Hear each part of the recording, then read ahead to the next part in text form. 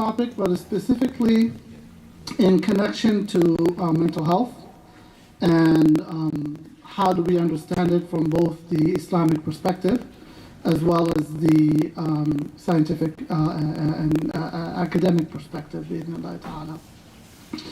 And so first I would like to start with some of the ayat and some of the ahadith that have been narrated and transmitted regarding mental health or regarding jinn and mas and sihr and evil eye and this whole genre of topics. And I think a part of the Quran that captures it very well is Surah Al-Falaq and Surah Al-Nas. The two surahs referred to as Al-Mu'awwidhatayn. Al-Mu'awwidhatayn means the two protecting or protective surahs. And so these surahs, if you look at the beginning of the surah, it's telling us to seek protection with Allah from specific things. So that's why they're called Al-Mu'awwidhatayn. It comes from the word of a'udhu. And what does a'udhu mean? I seek refuge, or I seek protection with Allah. And we know we're supposed to always say a'udhu billahi minash shaitanir rajim. Right? And so we have this dua that we say all the time. We repeat it all the time. That we ask Allah to protect us from shaitan, the cursed shaitan. And specifically with the recitation of Quran, Allah subhanahu wa ta'ala commands us. فَإِذَا قَرَأْتَ الْقُرْآنَ فَاسْتَعِذْ بِاللَّهِ. If you recite the Quran, seek protection with Allah. In another place in the Quran, Allah subhanahu wa ta'ala says, وَإِمَّا يَنزَغَنَّكَ مِنَ الشَّيْطَانِ نَزْغٌ فَاسْتَعِذْ بِاللَّهِ إِنَّهُ هُوَ السَّمِيعُ الْعَلِيمُ. And if you are afflicted by the shaitan, seek protection with Allah. He is the all-hearing and the all-knowing. And so already there is a regular dua that we all say all the time in every salah, because we're supposed to say it before we recite al-Fatiha. Seek protection with Allah subhanahu wa ta'ala from the shaitan, from the cursed shaitan. And then we have the two mu'awwidhatayn. And these two mu'awwidhatayn, Rasulullah sallallahu alayhi wa sallam, he would recite them daily. To the extent that he would recite them after every salah. And that's why it is recommended, it is from the sunnah, to recite Surah Al-Ikhlas and the Mu'awwidhatayn, Surah Al-Falaq and Surah Al-Nas, after every salah. So after reciting, making the tasbih and hamd and so on, you recite Ayatul Kursi. After that you recite Al-Ikhlas and Falaq and Nas. And after Maghrib and after Isha, it is sunnah to recite these surahs 3 times after prayer. 3 times after prayer. Also from the sunnah of the Prophet ﷺ is that he would recite these surahs as part of his adhkar before bed. He would recite them, and then he would blow on his hands, or dry spit on his hands, and then he ﷺ would wipe his body from head to toe with the recitation. So he is doing self-ruqyah at bedtime, reciting these surahs. So we have a practice from the Prophet ﷺ, and a regular, daily, multiple times showing us that we must always seek the protection of Allah subhanahu wa ta'ala from the shaitan. And that shaitan is actively involved in our lives, in our behaviors, in our physical and mental health. In all aspects, shaitan is actively involved in our lives.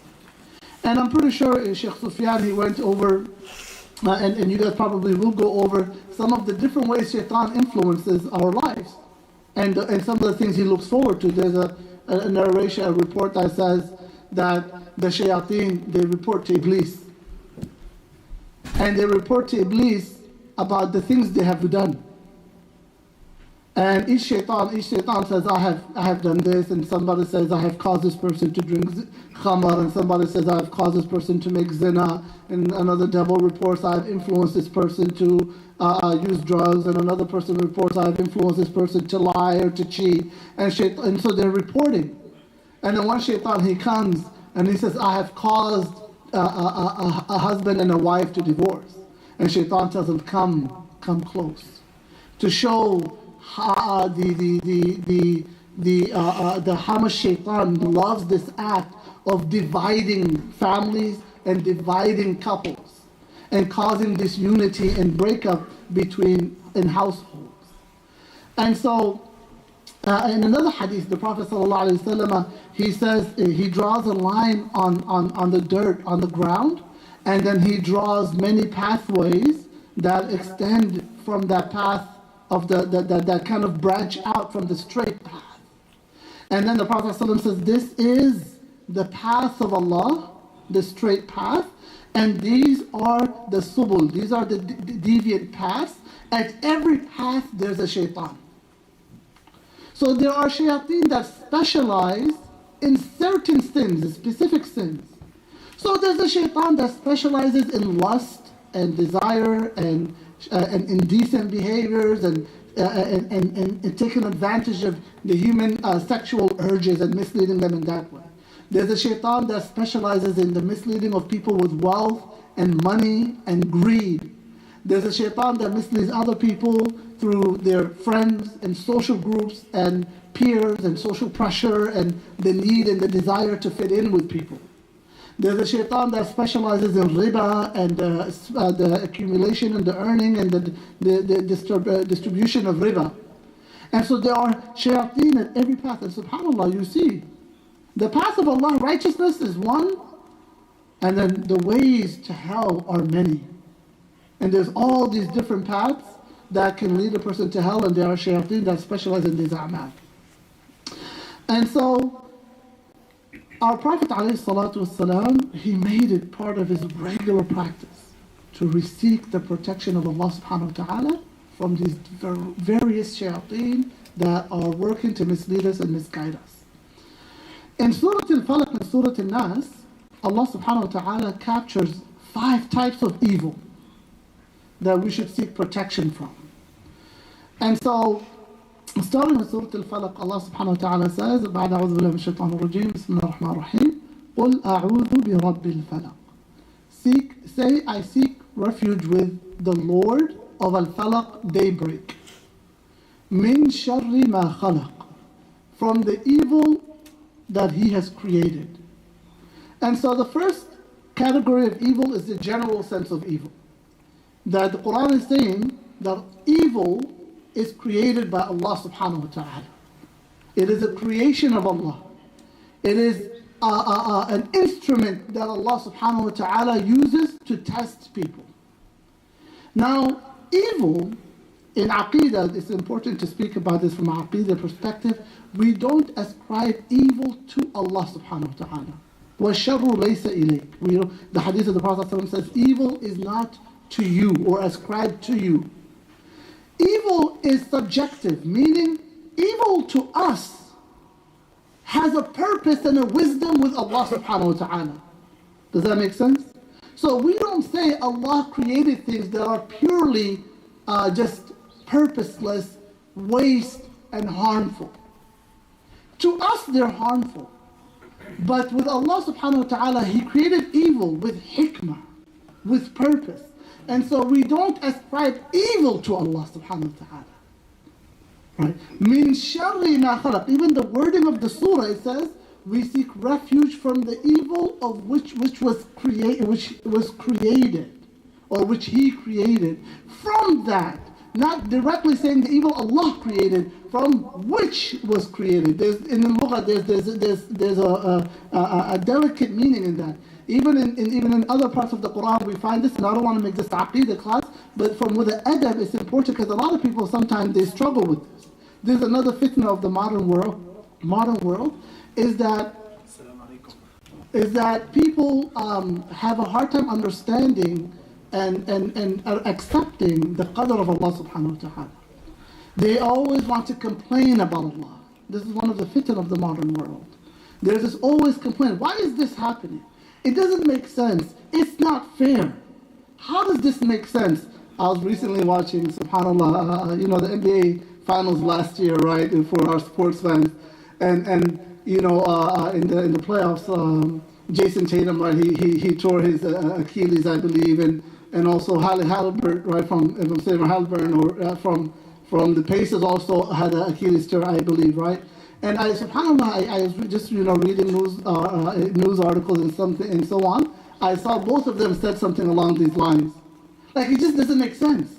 How does it make sense that in this position, I'm in this position, I've been working my whole life just to get here, and I'm here, and this thing happens to me. What's the purpose of this? Why is this happening to me? So this is the mindset of the modern fitna that the people are going through, that disbelievers are going through, is that they complain about the qadr of Allah, about the wisdom of Allah.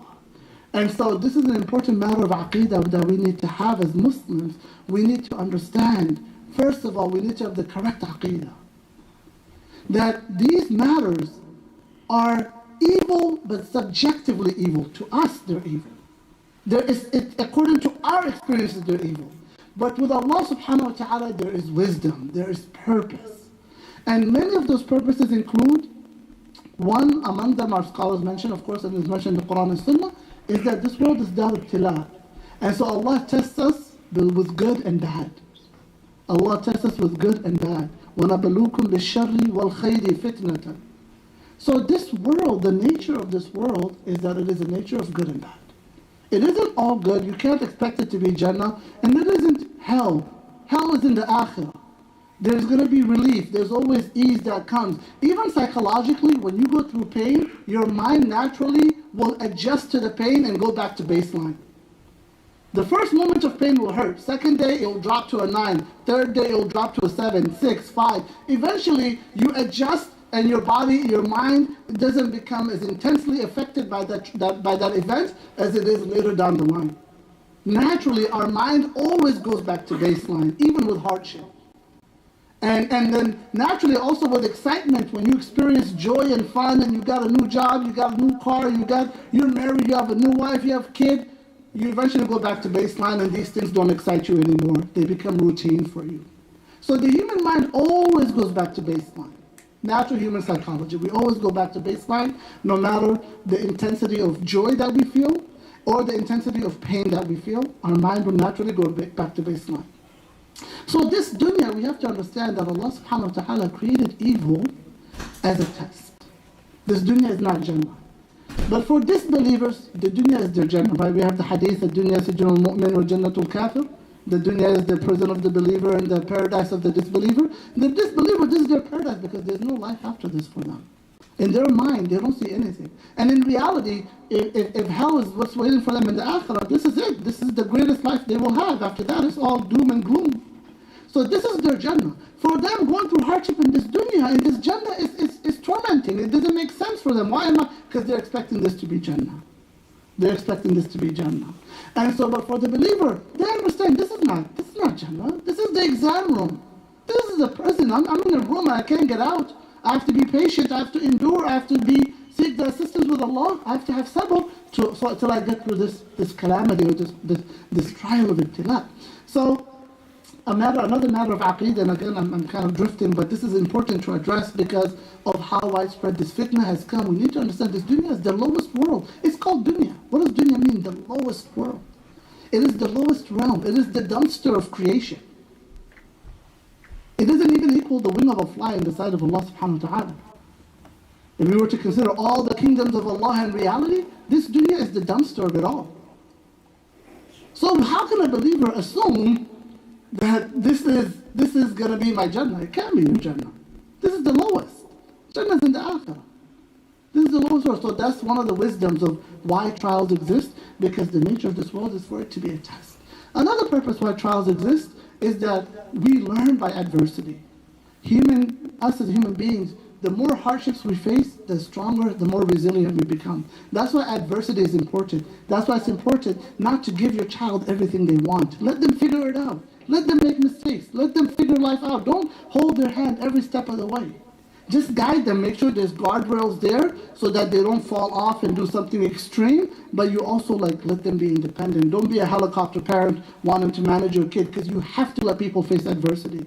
One of the modern problems of our world is we're too comfortable. It has made us very weak. We complain. We easily break down. We easily emotionally break down. Why? Because we're just too comfortable. So we don't know how to endure adversity anymore. The most resilient people are usually the ones who have the greatest adversity. The most grateful people are usually the ones with the least amount of possessions. Isn't it interesting? That the most grateful are usually the ones with the simplest possessions. And the most complaining are those who have the most. The most agonized people are usually the ones most comfortable. And the most peaceful ones are usually the ones that have the least. Right? So human beings learn by adversity. And so adversity is a necessary part of human growth. And so Allah subhanahu wa ta'ala created adversity so that our iman might develop, so that we may be grateful, so that we may appreciate the blessings of Allah subhanahu wa ta'ala. And so on and so forth. There's so many wisdoms. We can go through this in an Aqidah class, but that's a different subject. I just want to share this because a lot of people that deal with mental health, one of the first things, or one of the common things you hear them complain about is, why is this happening to me? What is the purpose of this? It's not fair. Just yesterday, I subhanAllah, was speaking with a young brother, and he was going through some hardships and facing depression and even having suicidal thoughts. And he's like, my enemies are thriving. My opponents, the people that want harm from me, are thriving, and I'm here struggling. Why is this fair? It's as if God is with them. And this is a Muslim person. Right? And so this fitna is not just affecting non-Muslims, it's also affecting our community. And one of the impacts that it has on our community and our youth and our families is that their aqidah becomes distorted. And they start, instead of complaining to Allah and asking Allah for assistance and asking Allah for aid and asking Allah to make it easy and give them patience, they turn into the mindset of a disbeliever, of an ingrateful person who's complaining about the qadr of Allah, who's complaining about Allah's justice, who's complaining about Allah's wisdom, who's complaining about Allah subhanahu wa ta'ala. Right? And so this is an important part, but it's more of an aqidah part. It's an emotional, a spiritual part. And it's important that a believer who is going through hardships, if their mind and their heart goes to any of this, it's important that they speak with a scholar and with an imam and a trained a Muslim professional, to make sure that these shubuhat that exist in their heart are treated, so that they learn to find peace with the decree of Allah subhanahu wa ta'ala. Because this is wajib, and this is the most crucial. If a person dies in a state of questioning Allah or being ungrateful to Allah, it can be very dangerous for their akhirah. It can jeopardize their actual iman. Now, there's fiqh and ahkam to it, but it's just a very risky state to be in. And so that's more of a spiritual, emotional aspect that has to be spoken about. So continuing, the surah starts with the general evil. And we spoke about our aqidah regarding evil and some important aspects of that. Now the second type of evil the Surah Al-Falaq mentions, قُلْ أَعُوذُ بِرَبِّ الْفَلَقِ مِنْ شَرِّ مَا خَلَقَ وَمِنْ شَرِّ غَاسِقٍ إِذَا وَقَبَ, from the evil of night when it comes. Our scholars have disputed what does غَاسِقٍ mean. The very most common opinion I would say is غَاسِقٍ is referring to the evil that becomes apparent at night time and becomes widespread at night. And subhanAllah, there's something about the night that causes people to become evil, that brings out the evil nature in creation, in shayateen, and even in human beings. And so that's why in the hadith, the Prophet ﷺ, he said, when it's night, when the night begins, bring your children indoors, cover your food, read the name of Allah over your containers. And the sunnah of the Prophet ﷺ was to sleep right after Isha prayer. He wouldn't stay up because people do nonsense at the beginning of the night. They just waste time, bad thoughts, bad things. You always see people when they want to, follow their urges and bad tendencies, it usually happens at the beginning of the night. So the Prophet ﷺ would go to sleep right after Isha, and Sayyidina Umar radiallahu anhu, during his khilafah, he would go around the masajid in the community. If he saw people just lingering around after Isha prayer, he would tell them go home. He would tell them go home. Stop lingering and just loitering and wasting time, because it's going to lead to something bad. And so the surah says, seek protection from Allah from the evil that becomes apparent during the night time. So that's the second type of evil that the surah mentions. And then, so talking about night, the Prophet ﷺ would come out for ibadah at the later part of the night, because the later part of the night is the most peaceful part of the night. Then so he would wake up alayhi salatu wasalam in the last third. You see, all the shayateen, they're gone by the last third of the night. They're hidden. SubhanAllah, something about the human psyche. The beginning of the night, all the nocturnal and all the shayateen, they come out. They're active until the last third of the night. The last third of the night, the shayateen are gone. The awliya wake up at that time. Right, the awliya wake up in the last third of the night. Now they're doing ibadah and dhikr and drawing close to Allah. It's the most peaceful time of the night. And so they start doing ibadat, right? So the Quran commands us to seek the protection of Allah from the night time. And then the third type of evil that the Surah Al-Falaq mentions, وَمِن شَرِّ غَاسِقٍ إِذَا وَقَبَ وَمِن شَرِّ النَّفَّاثَاتِ فِي الْعُقَدِ. Now we're starting to get into our subject matter. And seek protection from the naffathat, those who blow in the uqad, in the knobs.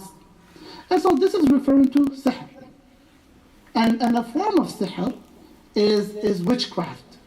Sihr is a broad term. It includes a variety of things. Witchcraft is a part of it, where there's knots created and work with shayateen, and they use parts or belongings to an individual, such as a piece of hair, nail, or anything of the sort that is part of the person, and they say certain words of superstition or certain words of magic, and they invoke the help of the Jinn, and they cast the sihr on a person.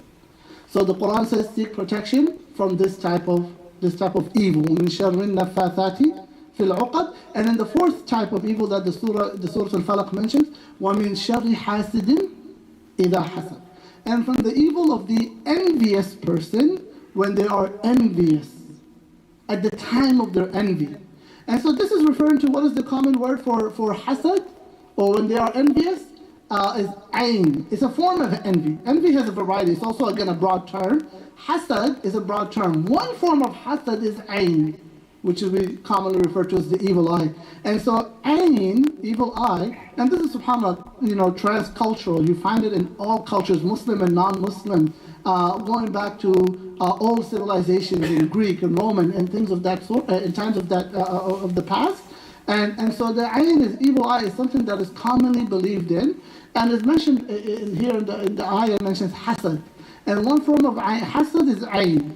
And the majority of our scholars believe in ayn as being a literal, a harmful, supernatural type of evil, by which when a person is envious of a person and they look at a person with great envy and jealousy, that can cause some type of a supernatural harm to the person that they are envious of. And then hasad, we have general hasad. The other type of hasad is like the hasad of the brothers of Sayyidina Yusuf, alayhi salam, of Yusuf. People that are jealous, they're envious, and they're plotting, literally plotting against the person that they're envious of. So these are all various forms of envy, of hasad. Right? So there's the hasad of the ayn, which is something that is supernatural. We can't detect it. It happens when there's so much envy, and subhanAllah, you can see it sometimes. You can even feel the tension and there's this type of like heat and that you feel from a person who's very envy. Even when you can see it on their face and the way they look. They're like, subhanAllah, it makes you feel very uneasy by that person. And usually you can even sense when a person has type of a ayn type of perception of a person. And oftentimes the ayn will be accompanied with words. But it won't be words of compliments, it will be words of more like jealousy or words of envy. Like they're angry by what this person has, and they want like this person to not have this. They want that blessing to be removed from them. And that's what hasad is. It's the desire for a blessing to be removed from another person. That's when you have hasad for them. When you don't have hasad and you just like, you admire something somebody else has and you love it for them and you also want it for yourself, that's called ghibta. Ghibta is when admire something somebody else has, and you love it for them, and you're like, may Allah increase it for you. But you also would like it for yourself. That's ghibta. But the natural human psyche is, the nafs is very selfish. So the human nafs goes to hasad. By nature, it just happens. We compare ourselves to our peers psychologically. It just happens. When we see, and we always compare to people who are like very comparable to us, like equal in class, equal in age, kind of usually equal in socioeconomic status. And when we see them achieve things we haven't achieved, co-workers who are getting more than we're getting, our nafs starts to feel angry about that. And we start to feel like we're deprived. And we enjoy when this person fails. Human psyche. This is the nafs. This is the ego. It's doing this. It doesn't have to be intentional. The nafs does this on its own. And so that's why the believer, when they see something, they always say, MashaAllah. MashaAllah, Tabarakallah. Right? MashaAllah, this is what Allah willed. Tabarakallah, all good is from Allah. So you're not associating the good with this person. You're not saying it's theirs. You're saying this is from Allah. Khalas. Right? You have to correct the nafs with iman. Correct the nafs with iman. This is from Allah. So why am I upset? Why am I feeling down that they have it and I don't? So we say, MashaAllah, Tabarakallah.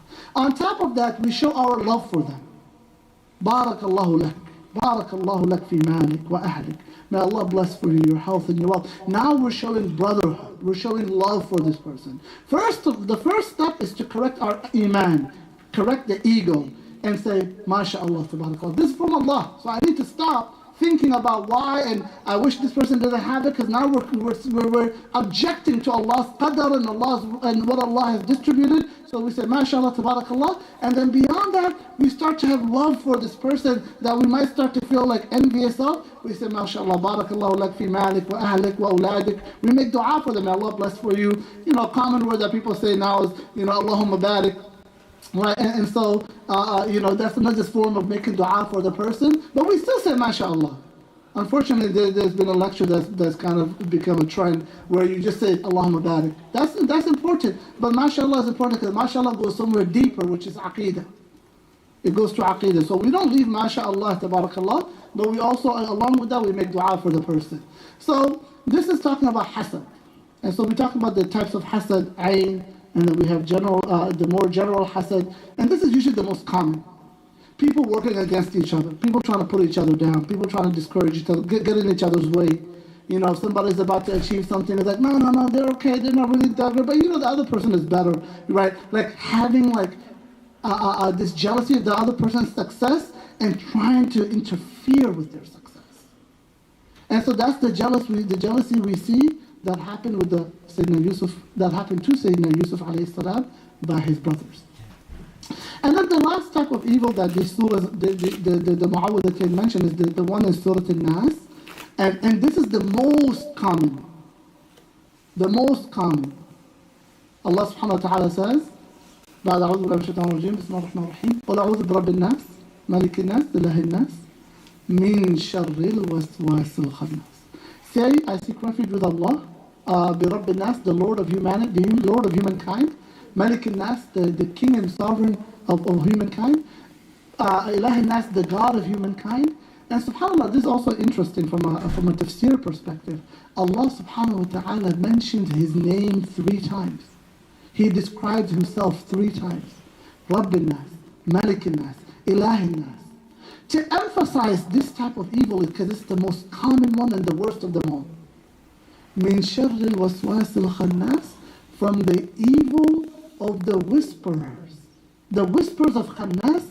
Who are the khannas? Alladhi yuwaswisu fi sudur al-nas, the one who whispers in the hearts of men, the hearts of humankind, min al-jinnati wal-nas, from the jinn and the humankind. And so, waswas of shaitan is shaitan's first primary weapon against humankind. That is shaitan's primary weapon against humankind is waswas. What is waswas? It's whispers. It's ideas and feelings and thoughts that shaitan puts into our hearts. And so the Quran says, seek refuge from this. Feelings of sadness, feelings of worry. إِنَّمَا ذَلِكُمُ الشَّيْطَانُ يُخَوِّفُ أَوْلِيَاءَهُ. And that is shaitan bringing fear to the awliya of Allah. فَلَا تَخَافُوهُمْ وَخَافُونَ. Do not fear them, but rather fear me. And so shaitan causes fear, causes worry, causes anxiety, causes depression. And these are now, we're getting more to the mental health aspect, right? These words of depression, anxiety, PTSD symptoms, psychosis. Psychosis is when a person has distorted thoughts, hallucinations. So they start seeing things, hearing things. They start speaking in 2-3 languages at the same time. Their sentences aren't making sense. They're having psychosis, they're having a psychotic episode. Or they'll see things, they'll see shadows, and they'll see, they'll hear sounds, their senses, they'll feel pressing. So now pressing is a matter of jinn as well. So now we're seeing an overlap between these two kind of the symptoms of jinn and these other sihr and things of that sort, and mental health. And mental health. Right? And this is evidence-based. And so this is also very important. Us as Muslims, we have revelation, Quran and Sunnah. We know it's from Allah, we know what the Prophet ﷺ says is true. And we have empirical evidences. Empirical evidences are things we have tried out in the world. Scientific evidences. We've tried these things out, and we know these things are also real in the physical world. And so now, as Muslims, our deen doesn't clash with science. Our deen doesn't clash with science. Our deen, it goes hand in hand. What is science? Science is the study of Allah's power, how Allah created everything. Revelation is the study of Allah's knowledge and His command and what Allah guided us by. Allah's knowledge and Allah's power don't contradict. Allah's power, nature is Allah's power. And that's what science is. It's the study of the empirical world. Revelation is Allah's knowledge that Allah has given us directly to the Messenger sallallahu alaihi wasallam. These two things don't contradict. They're in line with each other. And so as Muslims, we don't take one over the other. Of course, revelation is always first, but along with it, we take science, and we don't think they're mutually exclusive. They're complementary, not mutually exclusive. We reason between them and work through that, any type of apparent contradictions that a person might perceive.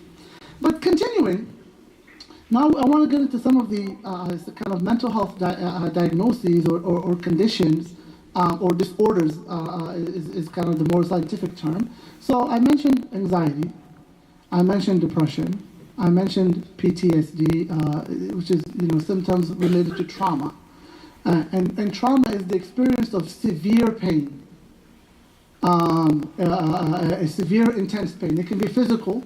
Right, you hit your head, something that's a brain trauma where you injured your brain somewhere, physical trauma. There's emotional trauma, a shock, abuse, death. You witness, your life was in danger at the moment you could have died. Experiencing a car accident that could have been fatal. Seeing somebody else die. These are traumatic events, meaning that the emotional shock of that experience was so overwhelming that your mind was overwhelmed by the fear or by the worry of that moment or the sadness of that moment. So these are trauma. PTSD is your mind reliving that. It's like replaying in your head although it's gone. That's what PTSD is in simple terms. PTSD is that event that happened in the past. Maybe there was a car accident, but not every time you get in a car and the car is speeding, your brain starts to relive that experience. That's PTSD. The alarm is like the alarm. There's a false alarm every time in the building. That's PTSD. The alarm, there's no fire anymore. The fire has been turned off. But the brain got so shocked from that first fire that actually happened at the house, and now the brain thinks that there's an alarm every day, or there's an alarm anytime the oven is on, or there's a little bit of smoke in the house. The brain thinks, oh my God, what's going on? That's PTSD. So this can happen to people who've been in wars, when they've heard loud noises and guns. Now when they hear a bang, they feel like they're in war again. Their brain starts to relive that experience. So this is PTSD. Some people, they get over it very well, mashallah. They're very resilient. They might go through something traumatic and they get past it really well. And so it can vary. It's kind of like your immune system. Some people they have a great immune system to trauma. They might go through real hardship, but subhanAllah, their brain gets over it, they move on, and that's the story in the past and done. Other people, their body relives it. Sometimes they don't even know they're still reliving it. But they become really tense in certain environments and so on and so forth. Right? And so this is PTSD. And then you also have psychosis, psychotic episodes. Now psychotic episodes, this is often what is diagnosed as Jinn. Psychotic episodes is often what is diagnosed as Jinn possession or things of the Jinn or the Sihr, is when a person starts having distorted thoughts. They start having distorted thoughts. They start having experiences with their senses that aren't there. They see things, they hear things, they feel things on their body, they feel pressing on their body, they feel like somebody's touching them. And this is a symptom of psychosis. They might even feel things with their mouth or with their tastes and so on and so forth. They might smell things with all the senses. And so this is also symptoms of psychosis. Now, if we go back, and there are other, like epilepsy, right? The person might experience epileptic also episodes, which is also related. And there are other many, mental health disorders that we can talk about. These same symptoms can also be caused by Jinn and Sihr and Ayn. And the Quran mentions this. For example, one in Surah Al-Baqarah, Allah subhanahu wa ta'ala says, الذين يأكلون الربا لا يقومون إلا كما يقوم الذي يتخبطه الشيطان من المس. Those who consume riba, they don't move or stand except the way a person that is يتخبطه الشيطان من المس is caused to experience some type of madness from the touching of the shaitan. And that's where jinn possession comes from. The Arabic word for jinn possession is mas. Masu shaitan. And mas can mean a sort of touching or a sort of interaction with the devil. And so this can cause a person some type of like mental derangement, where they're mentally going through some type of mental dysfunction. And so the possession of shaitan can cause that as well. And it can be partial, it can be whole, it can be many things. Jinn can also have physical effects on us. Physical effects. The Prophet ﷺ, he would make dua upon children, upon Hassan and Hussein, أُعِيذُكُمَا بِكَلِمَاتِ اللَّهِ التَّامَّةِ مِنْ كُلِّ شَيْطَانٍ وَهَامَةٍ وَمِنْ كُلِّ عَيْنٍ لَامَةٍ. I seek Allah's protection for you with the perfect words of Allah from every devil that is hamma, that wants to cause you harm, وَمِنْ كُلِّ عَيْنٍ لَامَةٍ, from every eye that envious eye. And so the Prophet ﷺ would seek refuge in these things. The shayateen can cause harm in that way, physical harm to people. That's what in the hadith we have the Prophet ﷺ, he tells us, read Surah Al-Baqarah in your homes. In other narration it says, read Surah Al-Baqarah in your homes every 6 months. And so the shayateen can cause physical harm to people. Physical illness. And so, how do we navigate this? What do we do? And we're approaching the last 10 minutes of our time. We have to take, the approach to this has to be a dual approach. We have to take both the Islamic and Ruqya and the Quran and Sunnah, and that is not an excuse to leave the medical psychiatric treatment as well. We need to take both approaches.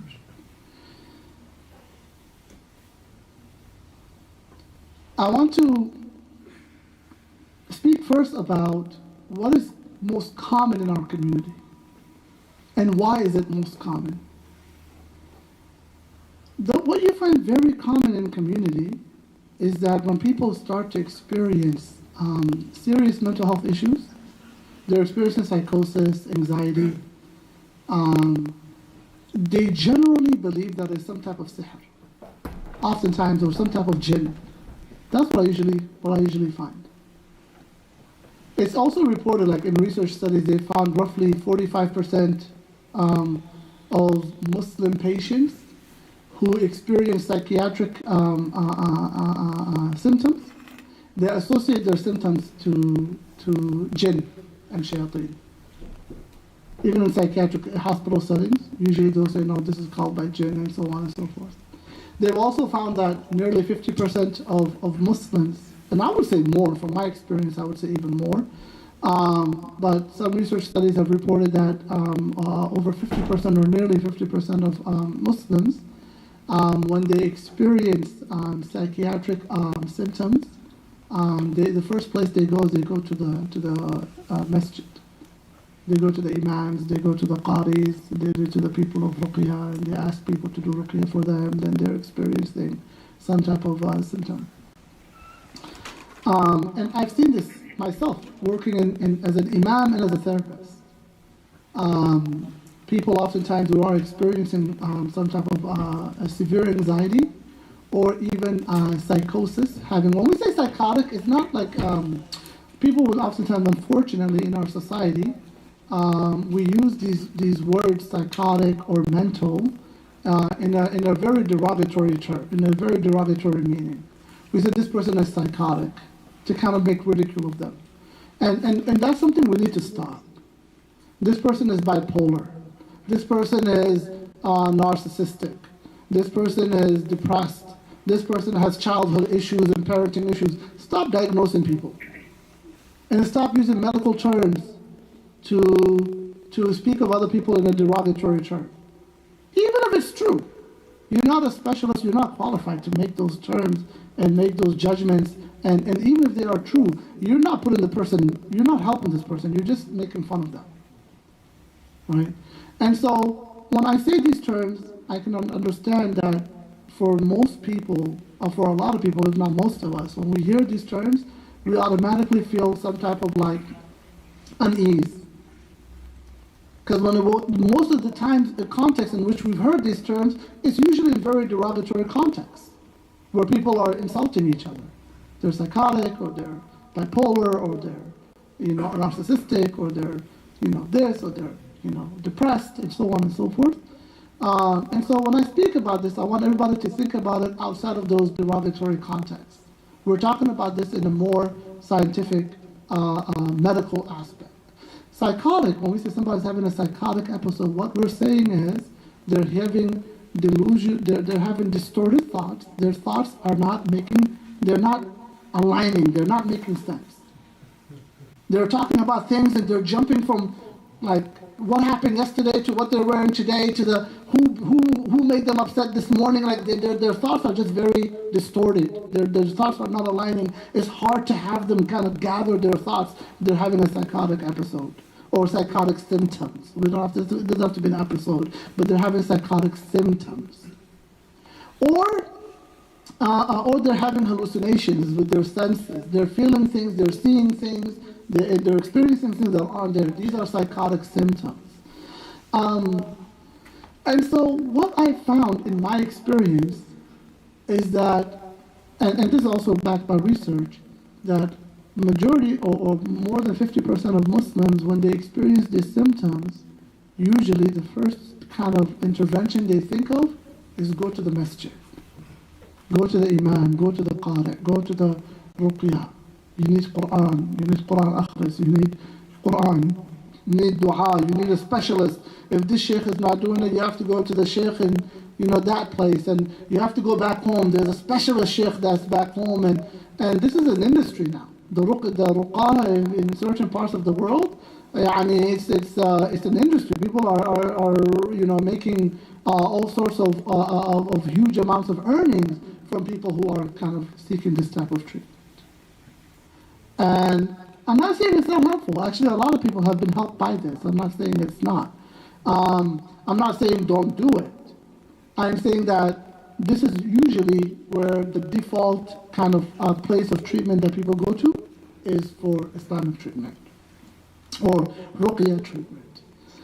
And the reason people do that, right, if you think about it, why would somebody just consider that? Why would they not? Why, when you think about medical, when you have you have stomach pain, or you're feeling a headache, or you're feeling pain in your personal body, you're experiencing financial hardship, you're experiencing relationship problems.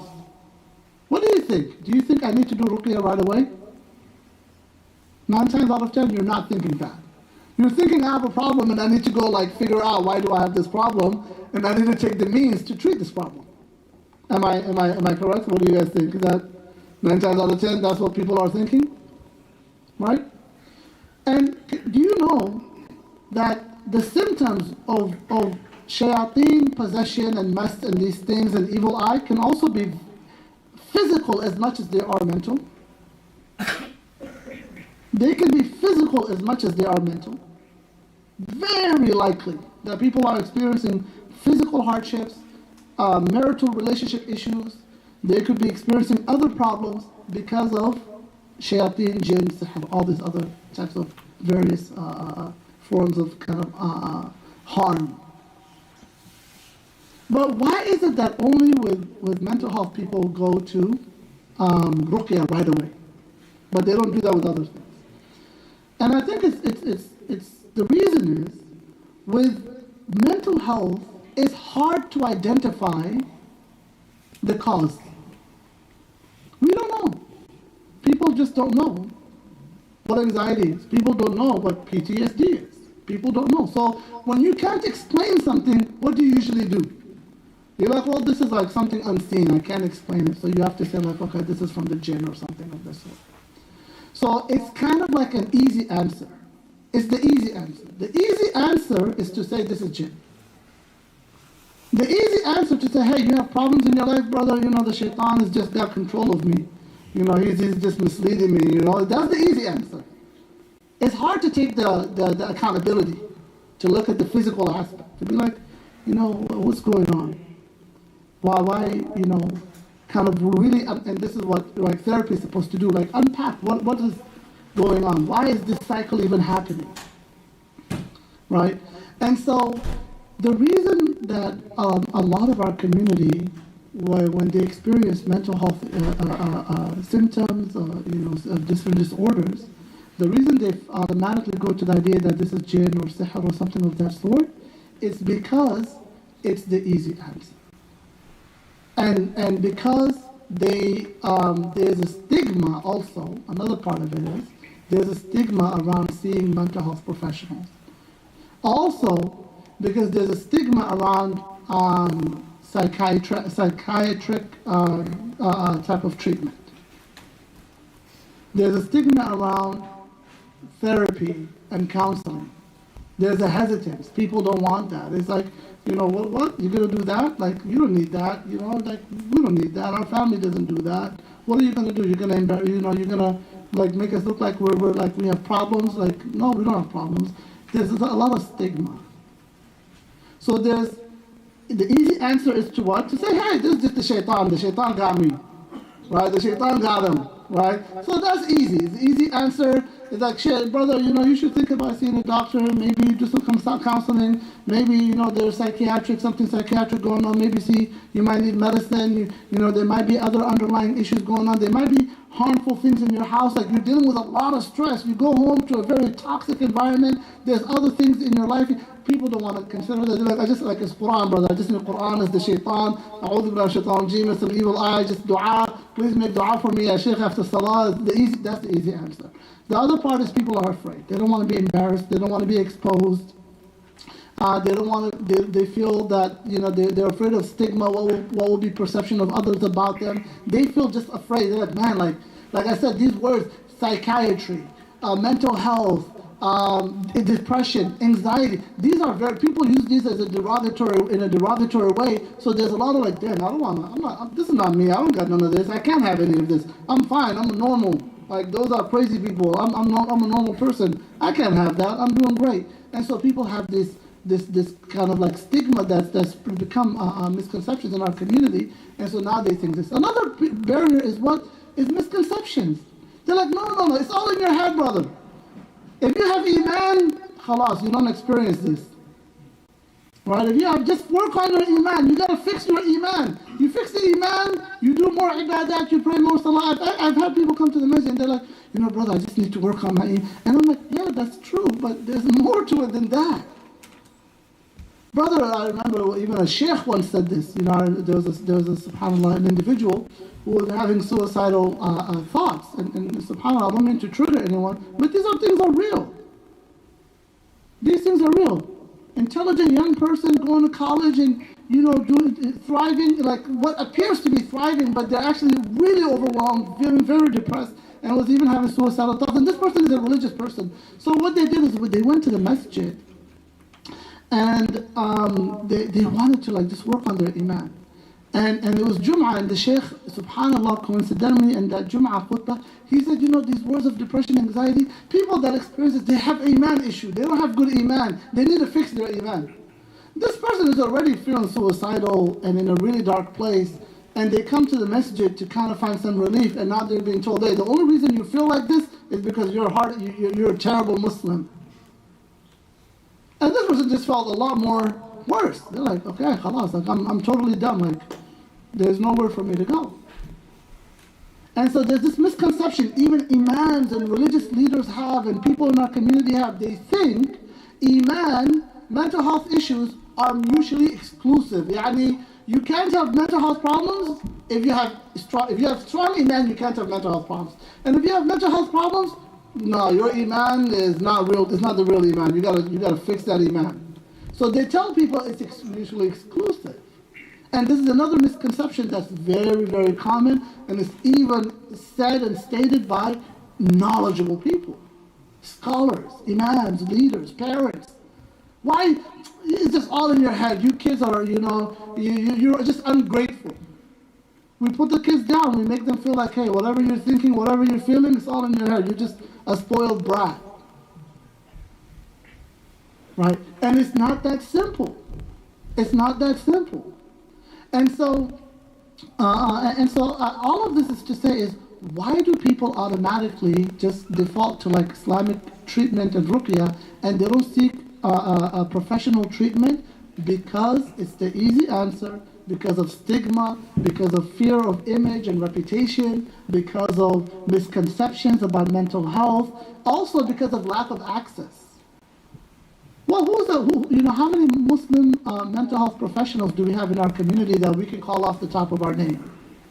Because mental health it's very different than going to a doctor. A doctor is very easy. You go to a doctor, you're like, I have pain in my side, I've got infection, I've been, feeling very nauseous. It's very easy, very direct. But when you're talking about, okay, I've been feeling anxious and worried and stressed, and I'm having these problems, and I'm feeling this way, and I'm having a hard time sleep at night, the doctor is not going to be able to really fully relate to you, because it's like he doesn't understand your culture, your values, your iman, your Islam, your family, the dynamics of your family. This white guy will be like, oh, you go to a white therapist, and not to put them down, but these are just facts. You go to a white therapist and you're like, I'm having issues with my family. Well, yeah, just like set boundaries and just kind of distance yourself from your family. Maybe just cut them off if they're toxic. And you're like, brother, it doesn't work like that in my culture. In my deen, I can't just cut off my family.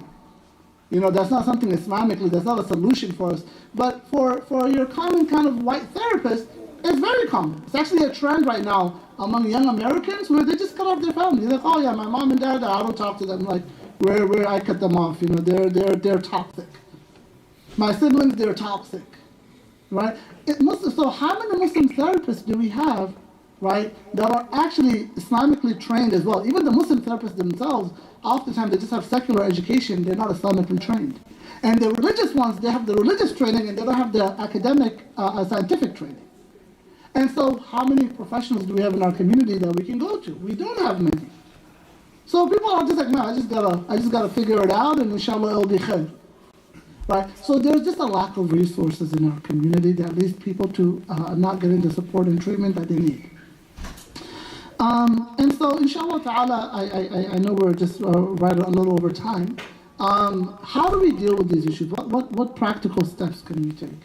Number one, brothers and sisters, Islam, the Quran is a remedy. That is haqq. And we need to increase our yaqeen in that. We need to increase our yaqeen in that. Wallahi, if you are sincere with Allah, you are sincere with Allah. Sincerity is important. You embrace this deen holistically and seriously and turn to Allah daily. Not just at an emergency you turn to Allah. Catastrophe you turn, no. Daily. You live a life of taqwa. Allah subhanahu wa ta'ala will create ease for you. وَمَنْ يَتَّقِ اللَّهِ يَجْعَلْ لَهُ مَخْرَجًا. Whoever has taqwa of Allah, Allah will create a way out. You make your azkar, you make your dua, you adhere to the commands of Islam, you will see your life transform. You will see the transformation happen. So Islam is a remedy, the Quran, the Sunnah, the azkar. Wallahi, make dhikr. You have worry, you have sadness, make dhikr every day. I challenge anyone to adhere to 30 days of istighfar every morning 100 times. And tasbih and tahmeed and takbir and la ilaha illallah 100 times each. And make salawat upon the Prophet Muhammad sallallahu alayhi wa sallam 100 times, morning and evening. And wallahi, you will find your worries and your sadness slowly start to fade away. I'm not saying it's just a dua, simple like it's gone, but wallahi, you will find very likely that itself could be a treatment. This deen is shifa. This Quran is shifa. Adhkar and the remembrance of Allah is shifa. The problem is us, we want simple solutions. We want to feel great without the ibadah. We want to feel great but we're distant from Allah. We want to feel great and we don't want to adhere to the commands of Allah. We want to follow our desires but we still want to be the happiest and most fulfilled people in life. Look at the disbelievers. They've already tried that. It's not working. It's not working. So we can't just simply want to follow our desires and expect like, oh, just during hardship I'm going to make some dhikr and dua, go to the masjid a couple salawat, and make tawbah a few times and khalas, everything. No, be steadfast with Allah. If we're steadfast with Allah, if we're honest with Allah, what did the Prophet Muhammad say? Right, what was the hadith, the advice he gave to Abdullahi bin Abbas? Ya ghulam inni u'allimuka kalimat. Oh young boy, I will teach you some words. Ihfad Allah yahfaz. Preserve Allah, protect Allah, and He will protect you. Meaning protect Allah's commandments, protect your relationship with Allah, and He will protect you. احفظ الله تجده تجاهك. Preserve Allah, and you will find Him in your direction. Right? So look at the advice of the Prophet ﷺ. Be honest, be sincere with Allah, and Allah will treat you. Be sincere with the Quran, and the Quran will be your treatment. Remember Allah and pray to Allah, and you will find peace in your heart as long as you adhere to that. No one can take that away from you. Once you have the sweetness of Iman, nothing in the world can take it away from you. So we seek treatment with ruqya, dua, Quran. I don't minimize that by any means at all. Even for physical illness, well, you have intestinal gut issues, make ruqya on your water every night, drink that. You want a child and you want to make dua for it, read Surah Al-Kahf or Surah Al-Anbiya and make dua that Allah grants you a child. There's ayat and there's dua for certain things that you will find can be effective. I don't minimize this in any way. This is crucial. Ruqya is crucial. Along with that though, is we have to start taking the professional approach as well. We have to seek professional help. Somebody's going through some psychiatric episode. They're having psychiatric symptoms. They're having psychosis. They're feeling depressed. They're feeling anxious. Oftentimes, what I found in extreme cases, people who are experiencing, start to experience some symptoms of psychosis, hallucinations, what I found is one of the common symptoms you'll find is this person isn't sleeping well. They're not sleeping well. So what the lack of sleep does, the sleep is kind of like, it what preserves our brain. It keeps our brain functioning right. Everything is working in there's a smooth operation in the brain. When there's a lack of sleep, things start malfiring. What causes lack of sleep? Worrying a lot. When your heart is worried too much, you just wake up as if you weren't asleep. You jump out of bed and it's like you weren't even asleep. You sleep 3-4 hours, you wake up and it's like, subhanAllah, your eyes are wide open. Generally, when you wake up from sleep, you're tired, you're groggy. It takes a little bit to get out of it. The anxious person, no, like that. Their heart was racing. They were worried too much. Now they can't sleep. Now this continues for a few nights, a few weeks. It starts to affect how their brain functions. That's physical, that's medical.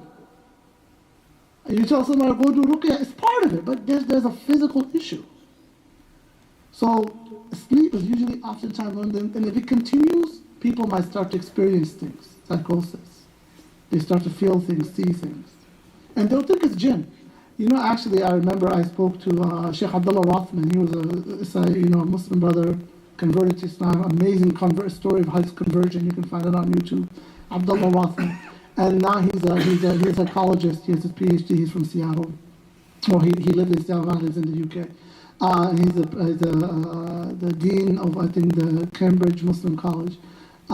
He did a presentation on mental health, and he said, we have found that 90% of people that come for ruqya and treatment of jinn possession and evil eye and so on, he said 90% of those cases are actually psychotic issues. They're having some type of mental health issue.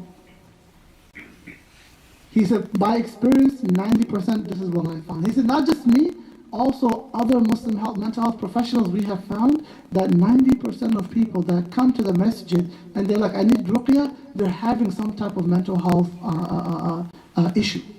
It can be severe anxiety, severe depression, psychosis. It can be a variety of different issues. But he says, wallahi, there is a 10% that you really can't, there's no tangible evidence or root cause. But he said 9 out of 10, we have found that they're having some type of issue, high stress environment, relationship issues, financial issues.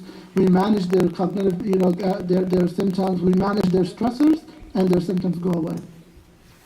I myself, from my experience, I've had dozens, if not hundreds. And a lot of times people are like, Sheikh, I feel like I'm about to die, like my heart is about to jump out my chest. Usually those are symptoms of extreme anxiety and panic attacks. So they're like, my heart is about to jump out. I feel like my heart is going to jump out my chest. I feel like I'm going to die. My mind is racing. I'm having 10 different thoughts every minute. I can't stop. I can't focus on anything. And I can't sleep. And so they come to me like, Sheikh, I feel like, sometimes I feel like I'm going to die. I feel like there's evil eye. I feel like there's something happening. I need ruqya. Do this, do that for me. And I'm just like, hey, what's going on? We work on these issues. Wallahi, 9 times out of 10, we work through these issues. We get them some sleep medication and to help with their worries. 9 times out of 10, their problems go away. They're doing great. And so, by experience, these are professionals, myself and others alike, who report that actually most people who think that they're having jinn possession, they're not having jinn possession. I'm not saying jinn are not involved. The thing is, jinn are involved. Jinn are involved in everything. Jinn are involved in car accidents. That's the thing. Don't think jinn are only involved in men. They're involved in everything. Shayateen are involved in everything. They're involved in our family issues, our relationships, our mental health, whatever it is, car accidents, disasters, diseases. Jinn and shayateen are involved. But that doesn't mean there isn't a physical part of it. And you treat the physical part, you will treat a lot of these issues. You will treat a lot of these issues, and you'll even treat the root issues. And then for those who have more complex issues, they also will need a ruqya and a matter for the jinn even more. But the conclusion that I guess want to close with, inshallah ta'ala, is that we need to use both approaches, especially with mental health issues. The next time you see somebody going through severe depression, severe anxiety, having psychosis, don't just tell them, go to the sheikh and do ruqyah. Don't just say that. You wouldn't say that to somebody who broke their leg or bruised or fractured a bone. Just go to the masjid and do ruqyah. You would tell them, go see a doctor, brother. Go see somebody. Go see a mental health professional. The next time you see somebody feeling suicidal, feeling like their life is falling apart, everything is just against them, every attempt, every try they're making, everything is failing, don't just tell them, brother, you just need to make tawbah and your life will be great. Tell them, brother, you need to find some support. There's dysfunctional things happening in your life, and you need to get support to work through these issues. Along with that, make sure you get back to your deen. Turn back to Allah subhanahu wa ta'ala. So that's kind of my takeaway or my advice or call to action, is that we take a holistic approach, we take a dynamic approach of approaching this not just from the Islamic and Quran aspect, but also approaching it from the medical and professional aspect, and combine both of these approaches, and this is the most comprehensive and the most holistic form of treating these matters. We ask Allah subhanahu wa ta'ala to guide us and increase us in knowledge and wisdom. We ask Allah to grant us afiyah, to grant us well-being in our health and wealth and family and children. We ask Allah subhanahu wa ta'ala to grant us well-being in our mind and hearts. We ask Allah subhanahu wa ta'ala to cure the ill among us. We ask Allah to cure our ill and the ill of the Muslimin, and to have mercy on our dead and the dead of the Muslimin. We ask Allah to forgive us and have mercy upon us, forgive our parents, our teachers, and all of the Muslimin. Allahumma ameen. Wa sallallahu wa sallam wa baraka ala Sayyidina Muhammad wa ala alihi wa sahbihi walhamdulillahi rabbil alameen. Forgive me, I know I went over time.